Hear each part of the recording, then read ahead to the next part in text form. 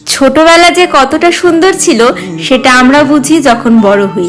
আর আমার সেই ছোটবেলার একটা বড় অংশ জুড়ে রয়েছে মামা বাড়ি। আজ অনেক দিন বাদে আবার যাচ্ছি সেই প্রিয় মামা বাড়ি। শুধু জায়গা নয়, মনে হচ্ছে যেন আমি ছোটবেলাতেই ফিরছি। হে, গুড মর্নিং। আমি তোমাদের পরিতা। আমার টক ঝাল মিষ্টিতে মোড়া নতুন মিনি ব্লগে তোমাদের অনেক অনেক স্বাগত। এই যে জায়গাটা দেখছো, এটা কিন্তু পুরোটাই খোলা মাঠ ছিল। স্কুল থেকে এসে কোনো রকমে ফ্রেশ হয়ে ছুটতাম খেলতে। কত কিছু কিন্তু এখন বদলে গিয়েছে, কিন্তু ভালোবাসাটা সেই একই আছে। দরজার ওপারে সেই চেনা মুখ, শুধু চুলে রং ধরেছে। ওদিকে দিদুন জানে না আমি এসেছি। কি ভয় পেয়ে গেছে? কি বানাচ্ছো? আলুর পরোটা করবো। সব প্রিপারেশন চলছে। এই যে পায়েস।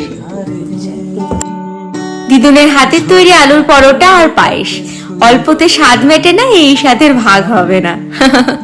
মামার বাগানটা ঘোরাতে ঘোরাতে চলো তোমাদের সাথে একটা গল্প শেয়ার করি।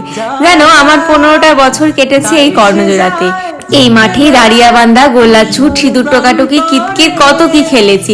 এখনকার বাচ্চারা এইসবের নামই জানে না বোধহয়।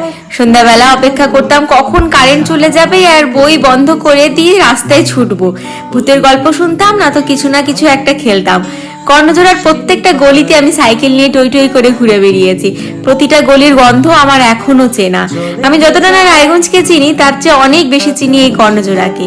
এই দেখো, কথা বলতে বলতে দেখতে পেলাম গাছে কত পেয়ারা ধরেছে।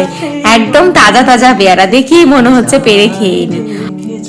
আর এইদিকে দেখো, আবার একটা বাতাবি লেবুও হয়েছে। আমরা ছোটবেলায় একটা বাংলার গল্প পড়েছিলাম, বাতাবি লেবু চুরি করার নিয়ে। কি যে গল্পটার নাম মনেই আসছে না এখন। তোমাদের কি মনে আছে কি গল্পটার নাম ছিল? থাকলে একটু জানিও তো। আর তোমাদের শৈশবটা কোথায় কেটেছে সেটাও কিন্তু অবশ্যই জানিও। আজ টাটা।